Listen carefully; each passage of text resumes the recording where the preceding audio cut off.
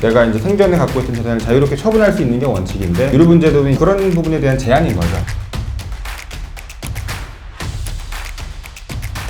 유류분 제도가 첫 번째로 뭔지 좀 말씀 좀 한번 간단하게, 아주 간단하게 한번 해주시죠. 사실 이제 일반적으로 이제 유류분이라는 게 좀 생소한 제도일 수 있는데, 이제 유류분은 쉽게 얘기하면 상속재산 중에서 상속인에게 유부되는 최소한의 몫을 의미합니다. 아, 요 정도는 너 가져가. 예, 그죠. 쉽게 얘기하면. 예, 예를 들면은 이제 자녀가 3명이면은 이제 나머지 1명에게 부모가 이제 사망하기 전에 재산을 다 주고 만약에 돌아가셨다. 그럼 나머지 2명은 전혀 못 받을 수가 있잖아요. 그래서 그랬을 때 이런 사람들도 증여를 못 받은 사람들도 요 정도 몫은 보장해줘야 된다. 이제 이게 유류분제도이죠. 아, 말 그대로 자녀가 그래도 아무리 미워도 그냥 삶을 영위할 수 있는 조금의 상속재산을 받아갈 수 있는 권리를 주겠다 이거네. 예, 그래서 이제 사실 유언의 자유는 이제 어떻게 보면 재산 처분의 자유잖아요. 내 재산을 내가 처분할 수 있는 거고, 또 내가 이제 죽을 때 유언을 통해서 내가 이제 생전에 갖고 있던 재산을 자유롭게 처분할 수 있는 게 원칙인데, 유류분제도는 그런 부분에 대한 제한인 거죠. 이제 내가 아무리 마음대로 하고 싶어도 이 부분만큼은 줘라. 예, 이런 겁니다. 예. 이게 뭐 생기게 된 뭐 계기나 그런 게 있어요, 취지가? 유류분제도가 사실 현대에서는 제가 이렇게 말씀을 드리면 퀘스천이고. 이해를 잘 왜 줘야 되지? 내 돈인데 내가 주기 싫은 사람이 있을 수도 있잖아요. 그런데 유류분제도가 인정된 취지는 이제 과거 농경 사회에는 이제 가산이라는 게 있었잖아요. 예를 들면 이제 지금처럼 이제 직업 개별로 다른 직업을 갖고 있는 게 아니고 가족 단위 전체 사람들이 모여서 같이 농사를 짓고 같이 재산을 꾸려가는 게 많기 때문에 이런 상태에서 갑자기 이제 가장이 돌아가시면서 이런 가산을 한 명한테만 주면 나머지는 이제 먹고 살 게 없어져요. 이제 뭐 내가 다른데 뭐 취직해야지 이런 게 안 되잖아요. 그래서 이제 과거 농경 사회에서 이제 대가족을 중심으로 노동을 통해서 이제 수입을 얻었던 이제 그랬을 때 이제 엄청 위험하네요. 생계가 위협받을 수 있는 그 상황에서 그럴 수 있었겠네. 그래서 그런 거를 이제 방지하기 위해서 생긴 거고, 두 번째 이유는 이제 남녀 차별을 방지하기 위한 목적도 있는 거죠. 예전에 뭐 장자상속 원칙 뭐 그런 거랑 연결성이 있을 수도 있겠네요. 예, 그죠. 이제 뭐 장남한테 재산을 다 주면 다른 분들은 못 받을 수 있기 때문에 두 가지 이유가 있고, 실제로 우리나라의 경우도 유류분제도가 사실 민법이 생길 때부터 있었던 것은 아니고 이 이후에 1977년에 처음으로 도입이 됐거든요. 처음 도입된 게 지금까지 유지되고 있는데,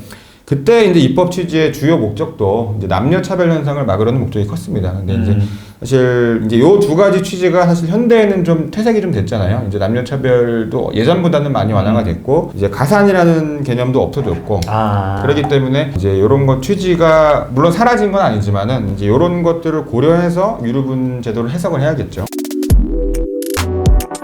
그래서 지금 사회에 좀 맞춰서 가자라는 게 이번에 유류분에 대한 헌법재판소의 결정이 의미가 있다라고 볼 수 있겠네요. 예, 그렇죠. 사실 이제 헌법재판소가 사실 과거 2010년이랑 2013년에도 유류분 제도에 대한 이제 심판을 했었는데, 재판을 했었는데, 예, 그때는 이제 합헌 결정이 나왔거든요. 사실 이제 헌법재판소 옛날에 간통죄를 봐도 알 수 있지만은 이제 한 번 이제 합헌이 나도 이제 그 이후에 계속 이제 헌법소원이나 뭐 유언법률 심판 제청을 할 수 있거든요. 예, 그래서 이제 뭐 여러 번 하다가 이제 한 번에 이제 이번에는 이제 위헌 선고가 나온 거고, 이제 이번에 이제 유류분 제도에 대해 일부 조항에 대해서 이제 어떤 분들은 이제 유류분이 아예 사라진 거 아니냐, 너가 유류분을 공부한다고 하는데 유류분이 아예 사라진 거 아니냐. 그런데 이제 유류분 제도가 사라진 건 아니고요. 그렇죠, 이제, 그렇죠. 예, 이제 쉽게 얘기하면 이제 유류분을 소송을 할 수 있는 분들이 피상속인, 그러니까 사망한 사람의 배우자, 그다음에 직계 비속, 그다음에 직계 존속, 그다음에 형제자매였는데 순서가 이렇게 되죠. 예, 근데 이제 형제자매 부분이 이제 위헌이 된 거죠. 그러니까 쉽게 얘기하면은 사망한 사람의 형제자매죠. 쉽게 얘기하면 뭐 이제 내가 자녀라고 하면은 나의 삼촌이나 이런 분들이 유류분 소송하는 거죠. 이런 거는 조금 이제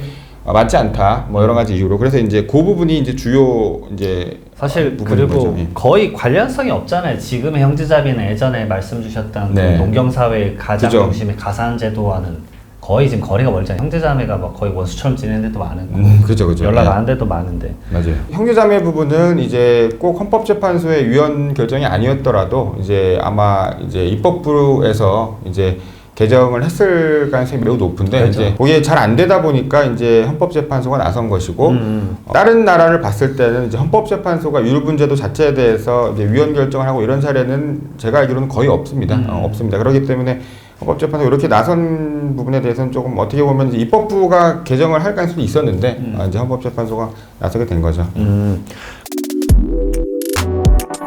그러면 유류분 소송을 하실 때 이런 것들은 조금 유념하셨으면 좋겠다. 뭐 그런 것들에 대한 뭐 그냥 예. 거의 요즘 시점에서는 거의 팁이 된 것 같아요. 실생활. 왜냐면 저는 진짜 상담을 진짜 많이 하니까 그거 많이 물어보시거든요. 네. 혹시나 저 진짜 그 형제 중에 한 명이 자꾸 유류분을 건다. 유류분 소송을 걸려고 한다. 네. 나 어떻게 해야 되냐. 네. 말 그대로 유류분 소송을 하는 사람 입장과 그 받는 사람 입장에서는 네. 어떤 점들을 좀 유의하면 좋을까? 예, 뭐 유류분 소송이 사실 다른 일반적인 민사소송처럼 아주 쉬운 건 아니고 좀 복잡한 쟁점이 여러 가지가 있는데 일반적으로 이제 소송을 할 때 제일 중요하게 봐야 될 게 이제 소멸시효 같아요.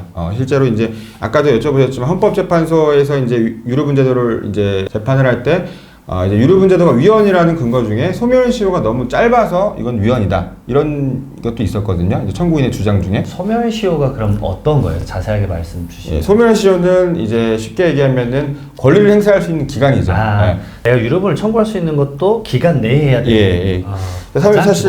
사실 소멸시효가 굉장히 중요한 제도인데 이제 일반적으로 잘 이해가 안 될 수도 있어요. 내 권리인데 이게 10년 지났어도 할 수 있는 거 아니야? 네. 이렇게 생각하는데. 그죠. 네. 뭐 1년, 3년, 뭐 5년, 10년 뭐 이제 권리마다 다르지만은 그런 기간이 지났을 때는 이제 소멸시효 완성으로 권리가 소멸한다 이렇게 보는 건데 뭐 요 소멸시효 제도의 취지에서 잠깐만 설명드리면 이제 요거는 권리 위에 잠재한 자는 보호받지 못한다 이런 법 경언이 있잖아요. 그래서 권리가 있는데 행사하지 않은 부분에 아는 사람에 대한 제재나 상대방 입장에서는 이제 증거를 찾기가 좀 어렵잖아요. 그래서 이제 그런 차원에서 인정이 된 거고. 다만 이제 소멸시효가 너무 빨리 완성이 되면 말씀드린 대로 좀 억울하니까 이제 소멸시효 제도에 대해서 너그럽게 운영하자는 입장에서는 소멸시효 중단이나 이런 걸 통해서 이제 좀 많이 구제하려고 하고 있고 유류분 반환 청구권 같은 경우에는 굉장히 짧습니다. 상속 개시와 반환해야 될 증여 등을 안 때로부터 그런 걸 있는지 안 때로부터 1년이고 상속이 개시된 때로부터 10년입니다. 그렇기 때문에 사실상 1년이 지나면 돌아가신 걸 알고 그다음에 뭐 유증이 있었다는 걸 알았다. 그랬는데 그 안대로부터 1년이 지나면 소멸이 돼요. 근데 이제 돌아가시고 나서 뭐 장례식을 치른다든지 이것저것 하다 보면 그렇죠. 시간이 금방 가죠. 그래서 이제 실무적으로 보더라도 1년이 지난 다음에 오는 경우가 굉장히 많습니다. 그래요? 네, 그래서 사실 소멸시효는 이제 유류분 제도 자체가 너무 짧기 때문에 요거는 신경을 써야 되고 다른 민사 사건에서도 소멸시효로 인해서 낭패를 본 경우가 굉장히 많습니다. 그래서 한편 반대로는 참고로 말씀드리면은 반대로 채무자 입장에서 상대방의 소멸시효가 완성이 됐는데 내가 모르고 돈을 주는 경우도 있어요. 그런 경우는 이제 채무자의 소송 대리인 변호사가 그걸 체크를 못해서 예를 들면 최근에도 저도 뭐 그런 사건이 있었는데 소멸시효가 3년인 채권이었거든요. 3년인 채권이었는데 지났어요. 지났는데 이제 소송을 제기했는데 상대방이 모르더라고요. 몰라서 그냥 이제 받고 이제 끝났죠. 네, 근데 이제 이런 거는 아까 말씀드린 대로 소멸시효 제도가 굉장히 법률가한테 굉장히 중요한 제도예요. 그래서 이제 항상 먼저 체크해야 돼요. 사건이나 이런 게 오면은 이게 소멸시효가 완성이 되면 나머지가 의미가 없잖아요. 그래서 그런 걸 가장 항상 먼저 체크해야 되는데 어쨌든 간에 이제 그런 케이스도 있습니다. 그러면은 변호사님은 이렇게 진행하실 때 유류분의 대상이 되는 상속재산을 먼저 파악을 해야 되잖아요. 네. 그건 어떤 식으로 파악을 하세요? 이제 그런 것들은 이제 가장 1차적으로는 이제 의뢰인이 가장 잘 알겠죠. 이제 뭐 내가 듣기로 이런 것들은 뭐 언제 줬다더라. 이런 게 가장 첫 번째로 제일 중요하고요. 먼저 본인의 뭐 금융재산이나 부동산에 대한 내역들을 이제 뭐 어떻게 보면 자기 친족이었기 때문에 이제 뭐 누구한테 뭐 몇 자한테 줬다 이런 것들이 가장 중요하고 그거 외에도 이제 몇 개를 줬으면 더 줬을 수가 있잖아요. 이제 그런 것들은 이제 재판 과정에서 사실조회 신청이나 이런 것들을 통해서 이제 목록을 파악을 합니다. 예를 들면 이제 뭐 은행에다가 사실조회 신청을 한다든지 이런 거를 통해서 금융재산이 뭐 인출한 내역, 계좌가 이렇게 이체된 내역이나 이런 걸 다 파악을 하는 이제 그런 거를 이제